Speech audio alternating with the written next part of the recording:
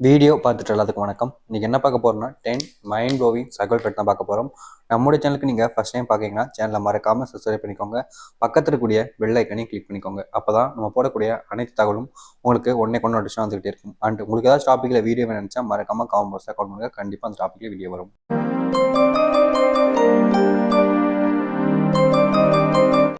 காதலிலோ அல்லது வாழ்க்கையிலோ ஒருவர் தோல்வியை அடையாமல் இருக்கிறார்கள் என்றால் அவர்கள் வெற்றிக்காக எந்த ஒரு முயற்சியும் எடுக்கவில்லை என்றுதான் அர்த்தம்.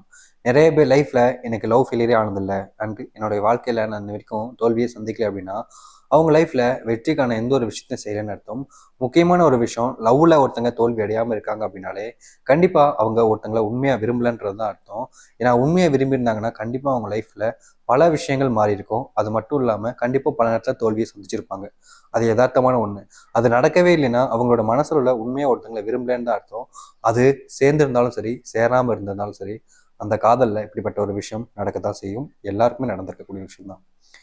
இங்க இருக்கக்கூடிய ஆண்களும் பெண்களும் ஒரு நபரை காதலிக்கும் போது அவர்கள் மேல் கண்மூடித்தனமான நம்பிக்கையை வைத்து விடுகிறார்கள். அவர்கள் நம்மளை ஏமாற்றி மாட்டார்கள், நமக்கு துரோகம் செய்ய மாட்டார்கள் என்ற நம்பிக்கை. ஆனால் அப்படி யாரும் இருக்க மாட்டார்கள். அதாவது பாத்தீங்கன்னா, நீங்க ஒருத்தங்க விரும்புறீங்கன்னா நம்பிக்கை வைக்கலாங்க, தப்பு இல்லைங்க. ஆனா கண்மூடித்தனமான நம்பிக்கையை வைக்காதீங்க. ஏன்னா இங்க இருக்கக்கூடிய எல்லாருமே எல்லாத்துக்கும் உண்மையா இருக்கிறாங்கன்றது கிடையாது. நீங்க எந்த அளவுக்கு ஒருத்தங்களை நம்பிக்கிட்டு இருக்கீங்களோ அந்த அளவுக்கு அவங்க உங்களை ஏமாத்துறதுக்கும் வாய்ப்புகள் இருக்கு. ஸோ நம்புறது தப்பு இல்லை, ஆனா கண்மூடித்தனமா நம்பாதீங்க. கொஞ்சமாச்சு டவுட்ல சந்தேகத்துல இருங்க, நல்லது உங்க லைஃபுக்கு. நிஜத்தில் உங்களுடைய மனதில் ஒருவருடைய ஞாபகம் அதிக அளவில் தோன்றுகிறது.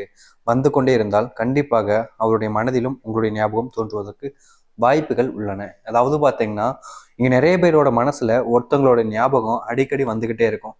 ஏன்டா வருதுன்னு நமக்கும் தெரியாது, எதனால இப்படி நடக்குதுன்னு நமக்கும் தெரியாது. பட் இருந்தாலும் நம்ம மனசு எதையோ ஒன்று யோசிச்சுக்கிட்டு அவங்க நினைச்சுக்கிட்டு கஷ்டப்படுறதா இருக்கட்டும், இல்லை கோவப்படுறதா இருக்கட்டும், இல்லை அல்லது ஏதோ ஒரு விஷயத்தினால அவங்களுடைய ஞாபகம் வரும், சந்தோஷத்துக்காக கூட. பட் ஏன் வரும்னு தெரியாம இருப்பீங்களே. ஸோ மோஸ்ட்லி உங்களுக்கு ஒருத்தவங்களுடைய ஞாபகம் வருது அப்படின்னாலே கண்டிப்பா அவங்களுக்கும் உங்களுடைய ஞாபகம் வரும்ன்ற ஒரு விஷயம் இருக்குதுன்னு சொல்றாங்க. பட் இது 100% கன்ஃபார்ம் பண்ண முடியாது. ஒரு சிலருக்கு வரும், ஒரு சிலருக்கு வரவும் செய்யாதாம்.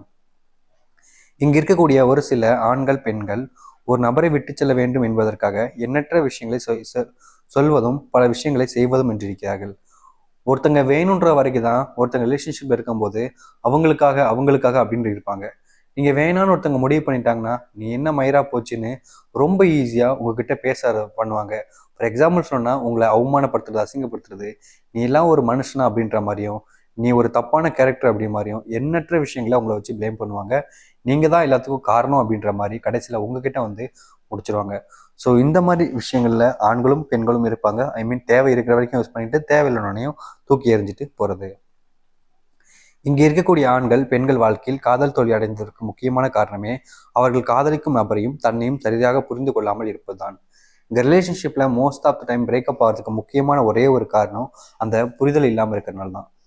நிறைய பேத்துக்கு வேற ஒரு காரணத்தினால கூட பிரேக்கப் ஆயிருக்கலாம் டிஃப்ரெண்டான விஷயங்கள்ல. பட் மோஸ்டான விஷயங்களை பிரேக்கப் ஆகிறது புரிதல் தான். அந்த புரிதல் புரிஞ்சுக்கிறது அப்படின்றது இருந்திருந்தா கண்டிப்பா பிரேக்கப் ஆகாது. நிறைய பேர் நான் புரிஞ்சுக்கிட்டு இருக்கேன், ஆனா அவங்க தான் என்ன புரிஞ்சுக்காம விட்டு போயிட்டாங்கன்னு சொல்லுவீங்க. ஒரு விஷயத்த புரிஞ்சுக்கோங்க, நீங்க அவங்கள புரிஞ்சிருந்தீங்க அப்படின்னா அவங்க எதுக்காக பண்ணாங்கன்றது உங்களுக்கு தெளிவா புரிஞ்சிருக்கும். உங்களுக்கு புரியாதனால தான் நீங்க இப்படி இருக்கீங்க. ஸோ புரிதலுங்கிறது ஒரு உண்மையான ஒரு விஷயம். அந்த ஒரு விஷயம் வந்து நிறைய பேர் நம்ம புரிஞ்சுக்கிட்டு இருக்கோம் நம்பிக்கிட்டு இருக்கீங்க, பட் அது கிடையாது. அதை புரிஞ்சுக்கோங்க. ஸோ கைஸ் பார்த்தீங்கன்னா இந்த ஒரு வீடியோவில் தான் உங்களுக்கு யூஸ்ஃபுல்லாக இருந்துச்சு, பிடிச்சிருச்சுன்னா உங்கள் ஃப்ரெண்ட்ஸ் அண்ட் ஃபேமிலி ஷேர் பண்ணுங்க. ஏன்னா இது அந்த வீடியோ அவங்களுக்கும் யூஸ்ஃபுல்லாக இருக்கலாம். இதே மாதிரி வேற ஒரு இன்ஸ்டா வீடியோ பார்க்குற வரைக்கும் சீதரா பாய்.